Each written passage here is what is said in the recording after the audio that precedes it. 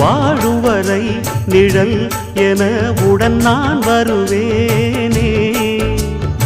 ஏழ் பிறப்பும் உயிர் துணை உனை நான் பிரியேனே.